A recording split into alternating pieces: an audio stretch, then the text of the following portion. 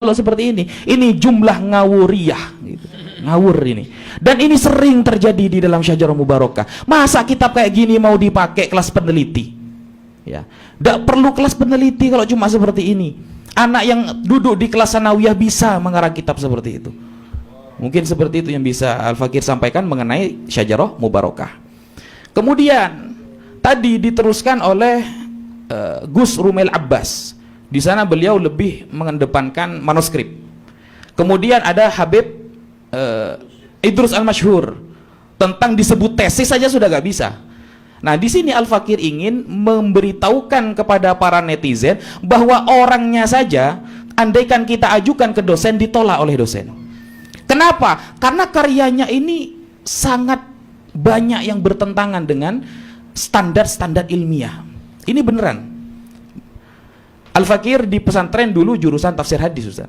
Sejauh Al-Fakir mempelajari jarhu wa ta'dil, sejauh Al-Fakir mempelajari ilmu hadis dan macam-macamnya. Padahal kalau kita lihat ilmu hadis itu lebih tinggi daripada ilmu nasab, jauh. Ma baina sama'i wa sumur. Nah, ilmu hadis saja dari 5 syarat hadis sahih tidak ada yang nanya manuskrip. Yang ditanyakan apa? Kredibilitas orangnya. Jadi sebelum kita menerima sebuah riwayat, orangnya dulu yang dilihat. Kalau orangnya sudah hasil comot-comot Google, pendapat ulama ditolak, tidak pernah ada ketikan fikoh dari siapapun, tidak pernah ada julukan mausuk dari siapapun, tidak pernah. Ya. Lalu menolak para ulama yang sudah tingkat muhakkik mazhab Syafi'i, Al-Imam Ibnu Hajar Al-Haytami. Kalau di dalam Basul Masail kita dengar kalimat Ibnu Hajar, kita gemeter, Pak. Langsung taslim kalau kita. Jadi kalau Imam Ibnu Hajar saja ditolak, berarti Hajar beneran dia, Pak. Ya. Seperti itu kira-kira. Nah, ketika orang ini kredibilitasnya sudah tidak bisa dipercaya, maka tidak usah baca karyanya, percuma. Al-Imam Al-Khatib Al-Baghdadi punya kitab Al-Faqih wal Mutafaqih. Beliau mengatakan man ta'allama milal awraq yuqalu lahu sahafi falaysa bi'alim. Orang yang hanya belajar dari buku tidak bisa disebut alim, itu hanya sahafi, tukang-tukang buka buku. Wa innamal ilmu bita'allum min afwahil ulama. Ilmu itu bisa didapatkan langsung talaki dari lisan para ulama. Pernahkah dia belajar ilmu nasab? Pernahkah punya guru ilmu nasab? Pernahkah tercatat dalam sejarah dia pernah daftar dari jadi nasabah? Kalau nasabah BRI mungkin iya. Kalau nasabah bermakna ulama nasab, tidak ada, Pak. Tidak ada. Kenapa? Karena ini menjadi standar. Islam itu asbabul ilmi thalathatun, kan begitu kan? Sebab-sebab kita dapat tahu kepada sebuah kebenaran ada 3. Yang nomor 2 kata Imam As-Safaraini dalam kitab Lawami'ul Anwar adalah khabarus shadiq, kabar yang pasti benar. Kabar yang pasti benar dilihat dari apa? Kredibilitas orangnya. Kalau orangnya sudah tidak meyakinkan, ngapain kita percaya sama omongan apalagi karyanya? Dari dulu seperti itu. Kita kalau diajari hadis, yang pertama ittisalu sanad, orangnya yang dibahas. Yang kedua adalatul rawi, orangnya yang dibahas. Yang ketiga ad-dhabt, dhabt sodr, dhabt kitab, orangnya lagi yang dibahas. Yang keempat syad, tidak bertentangan antara rawi yang fikoh dengan yang lebih fikoh, orangnya lagi yang dibahas. Yang kelima tidak terjadi ilat, ngomongnya agak ngawur, orangnya lagi yang dibahas. Tidak ada hadis itu. Mana manuskripnya yang lebih tua dari Sahih Bukhari? Mudhiyar, Pak. Hadis-hadis Sahih itu mudhiyar, jangan diadik gitu itu. Kenapa? Karena bisa hilang semua. Nah, kenapa kemudian ilmu nasab yang jauh di bawahnya ilmu hadis kemudian sok-sokan mau nanya manuskrip kitab sezaman? Dan orang pertama kali yang melanggar tentang aturan sezaman adalah Kiai Imaduddin sendiri. Kita buktikan. Ketika Kiai Imaduddin ingin memindah nasab Sunan Gunung Jati, saudara, yang awalnya beliau memiliki manuskrip tahun 1033, beliau manuskripnya tahun 1033, mau dipindah dari Ubaidillah kepada Musa Al-Kadzim. Musa Al-Kadzim wafatnya tahun 183 Hijriah. Antara 183 mau dinaikkan ya kepada 1033 yang berarti abad 11 awal, itu terpaut 850 tahun. Coba kita tanya, mana manuskrip zamannya? 850 tahun terpaut, kita tunggu sampai kita poligami semua. Gak mungkin bisa, saudara, gitu. Kan mending balik ke Ubaidillah 550 tahun kan, dipindah ke Musa Al-Kadzim jadi 850. Seperti itu. Jadi ketika dia menetapkan syarat kitab sezaman, maka dialah orang pertama kali yang melanggar aturan itu sendiri. Atau ketika dia menjelaskan Al-Imam Ali Al-Uraidi punya anak yang bernama Muhammad yang wafat pada tahun 230 Hijriah, punya anak lagi yang bernama Isa wafat pada tahun 270 Hijriah, tapi berdalil pakai kitab abad ke-6, kan luwet. Yang dipakai Tahdzibul Ansab, yang dipakai Al-Syajarah Mubarakah abad ke-5 ke-6, yang dihukumi adalah orang abad ke-3. Kan dilanggar sendiri berarti aturan kitab sezamannya. Ini namanya blunder, standar janda, saudara. Ya. Ya. Memberi aturan tapi dilanggar sendiri. Makanya tidak heran ketika suatu saat Kiai Imad mempercayai, bahkan dengan tegas dia mempublikasikan keterangan bahwa ada Mufti Yaman Syamsuddin bin Syarafuddin membatalkan nasab Ba'alawi, padahal itu dari akun Facebook palsu. Secepat kilat dia langsung membatalkan. Coba ketika ada Imamul Yaman yang resmi menyatakan nasab Ba'alawi soheh, oh dipikir dulu. Bahkan dia memberikan standar janda kepada pentahkik Ba'alawi. Saya kasih contoh. Dia mengatakan kalau ada kitab ditahkik oleh kalangan Ba'alawi maka perlu dicurigai, kata dia. Nah, suatu saat dia itu tidak mau sama kitab Tuhfatuz Zaman yang ditahkik oleh Al-Habib Abdullah Al-Habashi, padahal beliau terkenal muhakkik yang terkenal di daerah Yaman. Nah, ketika Habib Abdullah bin Al-Habashi ini, Habib Abdullah Al-Habashi mengkritik Habib Salim bin Jindan, dipakai sama dia. Ini kan apa ini namanya? Ketika keuntungan itu ada pada dia, dia terima, tapi ketika tidak ada keuntungan dia tolak. Nah, kemudian istilah Abdullah dan Ubaidullah yang katanya dia dua orang, saya teringat ketika diskusi dengan teman-teman ya, lintas agama. Biasanya teman-teman Kristen rata-rata mengatakan Yesus dan Nabi Isa itu beda orang. Beda orang. Padahal kalau kita lihat dalam penelitian para pakar dari kalangan kekristenan, ya satu orang, buktinya ada gereja namanya Isa Al-Masih. Itu perspektif ya. Dalam pakar itu mengatakan sama. Nah, ini Abdullah sama Ubaidillah beda orang katanya. Padahal itu sebenarnya sudah sering terjadi di dalam kitab-kitab nasab. Contoh Tahdzibul Ansab, Asy-Syajarah Al-Mubarakah menulis Abdullah bin Ahmad Al-Karkuroh atau Kirkuroh, daerah Irak kalau kata Gus Rumel. Irak itu selatannya Condet, Pak.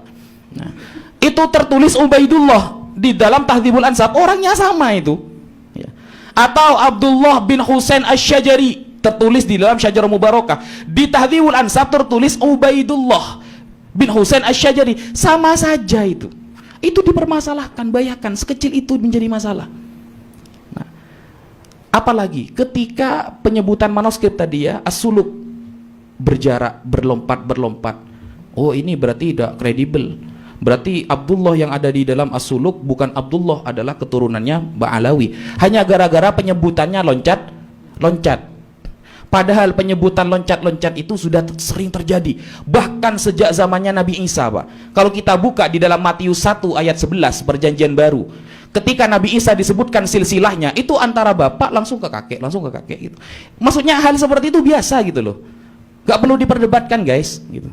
Nah, tapi kok jadi masalah kepada orang ini, berarti orangnya yang bermasalah, bukan manuskripnya. Dan buktinya ini saya kasih contoh ini ya. Ini sebenarnya ini perkara yang biasa terjadi sebenarnya. Nah, dia ketika memahami manuskrip Al-Janadi, gara-gara diloncat-loncat dia itu langsung mengatakan palsu, berarti bukan Abdullah keturunan Ba'alawi. Padahal pada tanggal 3 September 2023 yang diadakan pertemuan di rumahnya Kiai Haji Rohimuddin Nawawi, di sana saat itu Kiai Imad dengan teman-temannya ingin menyambungkan nasab Wali Songo kepada Musa Al-Kadzim, dan saat itu ada 11 manuskrip yang mereka gunakan. Nah, ketika menggunakan manuskrip yang 11 ini, ternyata tidak ada satupun manuskrip yang disebut secara urut. Bahkan manuskrip Bangkalan pada tahun 1624 Masehi atau 1033 Hijriah. Di sana ketika disebutkan Sunan Bonang anak dari Sunan Ampel, dan Sunan Ampel dengan Sunan Gunung Jati satu kakek bertemu kepada Syekh Jumadil Kubro, dan di sana penyebutan ayahnya loncat-loncat juga. Langsung ditetapkan, oh berdasarkan manuskrip ini berarti Wali Songo ke Musa Al-Kadzim. Giran Ba'alawi dibatalkan itu. Kan keren. Ini namanya standar janda seperti itu. Atau kalau kita lihat di beberapa kitab, mengenai Abul Ghanaim Ad-Dajjaji contohnya. Kalau kita lihat di dalam kitab Bugyatul Talib tertulis akhbarona Abul Ghanaim Muhammad bin Ali Ad-Dajjaji. Tapi yang di tempat-tempat kitab lain penyebutannya loncat-loncat, bahkan ada yang hilang. Muhammad bin Ali bin Al-Hasan Abul Ghanaim Al-Ma'ruf bin Dajjaji. Itu di dalam kitab Tarikh Baghdad yang ditulis oleh Al-Khatib Al-Baghdadi. Atau di dalam kitab yang ditulis oleh Adz-Dzahabi, Syiaru A'lamin Nubala, tertulis Abul Ghanaim Muhammad bin Ali bin Hasan, lebih panjang. Apakah mereka itu berarti beda orang? Berarti banyak Dajjaji ini. Ini kalau Dajjaji ini Dajjat bermakna ayam, berarti ini KFC. Ini apa ini? Ini kan begitu nanti, Pak. Ayam geprek, ini rejes kan gitu. Beda-beda orang nanti. Nggak seperti itu. Jadi penulisan seperti itu sebenarnya sudah hal biasa di dalam dunia nasab. Cuma Kiai Imad mungkin terkejut. Makanya di sini Al-Fakir ketika Kiai Imad mengatakan begini. Kiai Imad mengatakan orang yang sudah tahu bahwa nasab Alawi batal, ternyata orang itu diam, maka semuanya berdosa. Nah, itu pernah diungkapkan tuh. Pakai pakai kitab, ternyata sekarang beliau akan dimakan oleh kitabnya sendiri. Nah, ini ya, beliau pakai kitab ya, Al-Wad'u fin Nasab Haidar Al-Hashimi, dibaca dengan tegas oleh beliau, wala yajuzu bihalin ayyaskutal insal ala munkarin alaihi lianna sukutahu alal kidhb fin nasabi yakunu kal ikrar fayakun ahadal kadhibin, kata dia. Jadi ketika kita sudah tahu nasab seseorang itu palsu, saudara, ternyata dia kok diam, maka kal ikror, dia seperti mengakui kepalsuan nasab, dan dia termasuk ahadal kadzibin, orang-orang yang setuju kepada kebohongan tersebut, dan dia berarti termasuk orang-orang yang bohong. Nah, ini maksudnya diam untuk siapa? Harus menjawab untuk siapa? Apakah seperti beliau? Oh tidak. Karena Al-Imam Al-Haidar Al-Hashimi dalam kitab Al-Wad'u fil Nasab ternyata membedakan, ada beberapa klarifikasi, ada beberapa spesifikasi tentang orang yang harus berbicara dalam hal ini. Nah, ini dibaca Al-Wad'u fil Nasab li Sayyid Al-Husain bin Haidar Al-Hashimi, halaman 9-10. Al-Martabatu Tsalitsah, ada istilahnya nasibun hawin ghairu mutakhassis. Ada istilahnya orang yang belajar nasabnya itu amatiran. Nah, ini ada. Beliau menyebutkan ada orang yang belajar nasabnya amatiran, tidak pernah takhusus, tidak pernah ada gurunya, tidak tercatat pernah masuk di maktab apapun, ya. Maktab daimi tidak pernah, apalagi maktab sarimi, tidak bisa, gitu. Nah, bagaimana kemudian orang yang nasibun hawin, yang amatiran ini, yang sama sekali tidak pernah belajar, wa yusamma nasib majazan la hakikotan huwa al-mushtagil bi ilmin nasab bila qanun wala mitsaq. Nah, jadi ada orang sibuk belajar ilmu nasab tapi tidak pakai ilmu nasab, kayak Murad Syukri tadi itu. Persis kayak Murad Syukri tadi. Akhirnya dia dikritik oleh beberapa orang karena tidak paham ilmu silsilah. Nah, ini di kitabnya yang beliau jadikan rujukan. Jadi yang maksudnya harus berbicara ketika ada nasab yang palsu, itu kapasitasnya siapa? Kalau cuma nasabun hawin, orang yang amatiran, maka dia tidak punya kapasitas sama sekali di sana. Yang bila konun. Kenapa? Karena salah satu kriteria ulama nasab yang pertama, ayat tasifa bil ilmil wasi. Yang pertama, ilmunya harus luas. Wa yatabahhar fima yaktubuh, harus mendalam terhadap apa yang dia catat. Kemudian wa ayyakuna daqiqon, dia harus dakik, teliti fi ifbatihi, dalam menetapkan sesuatu. Muhakkikon lima yudawin, ketika mencatat sesuatu harus benar-benar bisa mentahkik. Kalau dalam ilmu hadis istilahnya sudah dobet soder dia itu, ya, dobet soder. Kemudian waqawiyan bihujjatih, dalilnya kuat, bukan tidak disebutkan kayak tadi hanya gara-gara jumlah ismiyah ribut. Itu kan kelas sanawiyah kan seperti itu. Nah, kemudian mustakmilan li syuruti ilmin nasab wa thawabitihi wa dhawabiti, sesuai dengan ilmu nasab, batasannya, ketetapannya. Kalau keluar dari ilmu nasab, punya nasab sendiri, buat ilmu nasab sendiri, ini namanya nasibun hawin, orang ahli nasab yang amatiran, kalau kata Syekh Al-Husain bin Haidar Al-Hashimi. Itu kitabnya Imad sendiri. Nah, kemudian Imad mengatakan bahwa tesis saya ini adalah sebuah dalil yang wajib orang taklid kepada dia. Nah, ini ngawur lagi. Taklid itu apa? Sesuatu yang bisa ditakliti itu dalil apa? Kan dalil syar'i. Dalil syar'i itu kan ada dua. Kalau dalam kitab usul fikih, dalil syar'i ada dua. Ada mattafaqu alaihil ulama, ada dalil yang disepakati oleh para ulama, yaitu apa? Al-Quran, sunnah, ijma, qiyas. Ada yang mukhtalaf, seperti maslahah mursalah, saddan lidzari'ah, dan lain sebagainya. Nah, berarti Kiai Imad sedang memposisikan bahwa karya dia sedang sama dengan dalil syar'i, karena wajib bagi orang untuk taklid kepada karyanya. Nah, ini kan sudah ngawur sebenarnya. Kenapa ngawur? Karena dalam kitab-kitab usul fikih, salah satu syarat orang harus ditakliti adalah dia adalah ahlul ifta, harus ahli dalam berfatwa. Ketika ahli dalam berfatwa, kata Rasulullah, wa idza hakamal hakim tsumma ijtahada fa asaba falahu ajrani, dapat 2 pahala. Wa idza ijtahada fa asaba wa akhta'a falahu ajrun. Keren. Loh, ini enggak bisa apa-apa. Maksudnya tidak pernah tercatat pernah belajar nasab gitu loh, maksudnya tidak pernah tercatat ahli nasab gitu loh. Bahkan mungkin hadis Arba'in Nawawi saja gak hafal gitu loh. Kok bisa menyalahkan para ulama yang kredibilitasnya sudah tidak bisa dipertanggungjawabkan, sudah bisa dipertanggungjawabkan secara ilmiah. Nah, jadi secara dalil, kredibilitas, kemudian menjadikan karyanya sebagai setingkat dengan dalil syar'i, dia itu sudah ngawur sekali di sana. Sehingga orang-orang yang kemudian mengatakan wajib ikut pendapat dia karena sudah tidak ada, gak pernah ada. Pernahkah dulu ulama ahli nasab ketika bertemu dengan seseorang lalu tanya mana kitab sezamannya? Gak ada. Saya tunggu sampai saya poligami itu, Pak. Gak ada itu. Saya nyari di beberapa kitab itu mana kitab sezamannya, dan gak ada itu. Mungkin bisa ditanyakan kepada Habib Syekhon selama mengifbat orang, pernah nggak langsung ditanyakan kitab sezamannya mana? Kalau kitab sezaman ditanyakan, maka pencangkokan dari Sunan Gunung Jati kepada Musa Al-Kadzim, bayangkan 850 tahun, harus per abad itu, sebutkan semua kitab nasabnya itu. Sudah terlanjur diifbat itu kan? Entah kalau pindah lagi penisbatannya, entah kalau pindah lagi saya tidak tahu. Karena kalau sekarang A, kadang besok Z itu. Nah, mungkin itu dulu ya bisa saya sampaikan. Sebenarnya banyak, tapi suara sudah habis.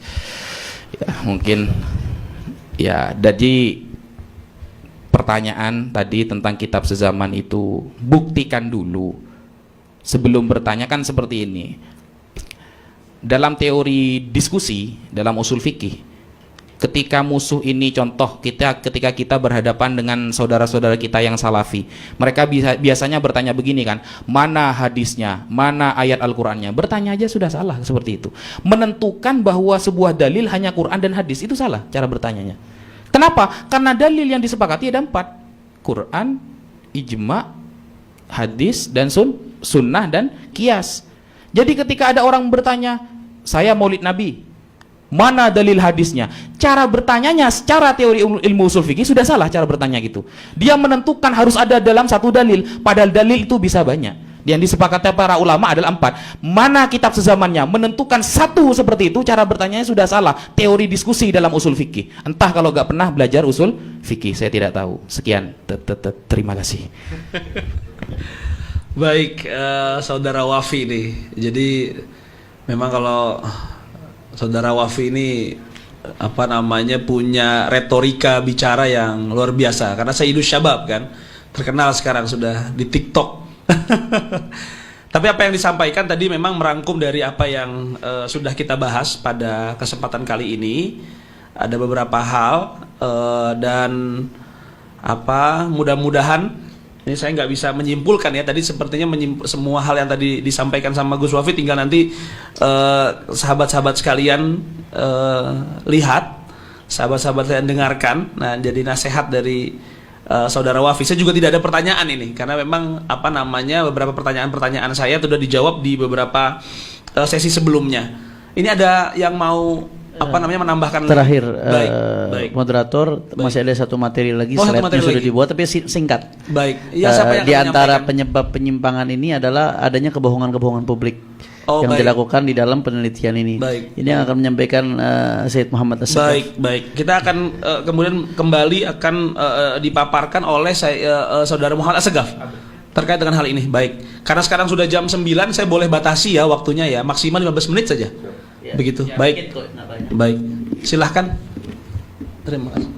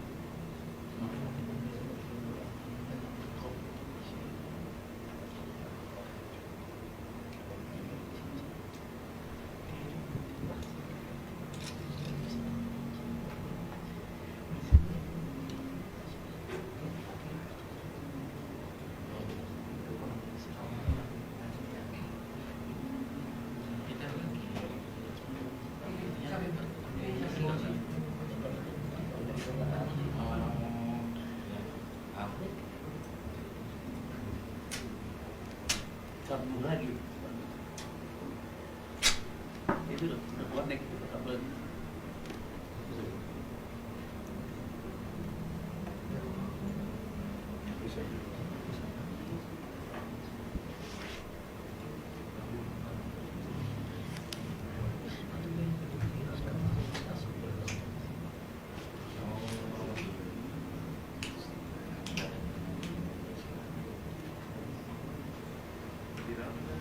Bisa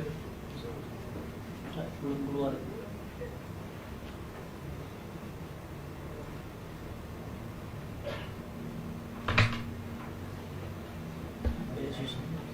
Ini di laptop udah ada. Di laptop mana? Oke.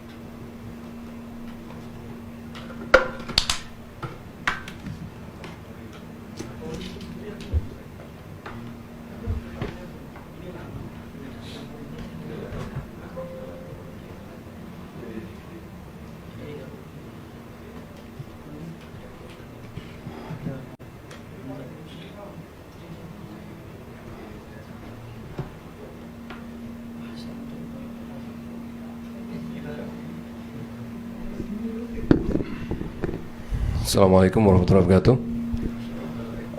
Untuk yang terakhir ini saya ingin tunjukkan beberapa pembohongan publik yang dilakukan oleh tim IMAT.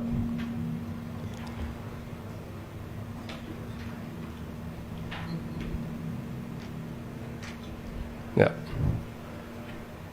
Di antara sebetulnya banyak sekali ya, selama hampir 2 tahun ini mereka membanjiri media sosial dengan berbagai macam fitnah pembohongan, baik itu atas nama kitab kayak atas nama kalam ulama. Kalau kita nggak konfirmasi, nggak ngecek, bisa jadi banyak orang yang terpercaya, terpengaruh, baik itu mengenai kitab Samsud Dohiro, kitab Ansab Al-Asair Al-Arabiyah, juga kitab Al-Istizadah dan lain-lain. Itu banyak sekali terjadi pembohongan publik di situ.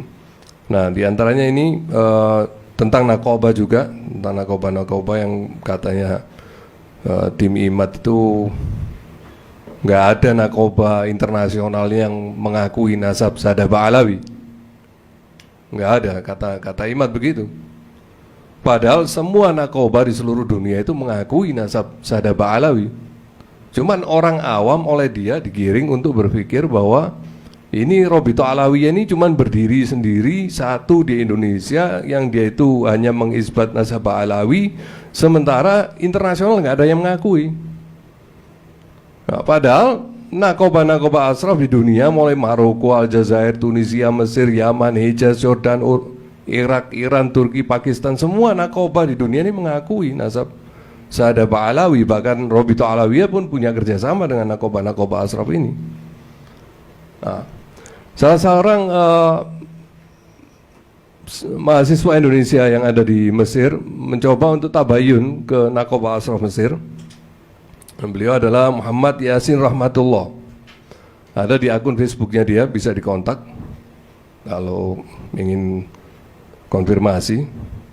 Beliau mendatangi Nakobatul Asraf Mesir dan diterima oleh Muqarrir Lajnah Tahqiq Ansab Nakoba Asraf Mesir, yaitu Syarif Ahmad Yahya.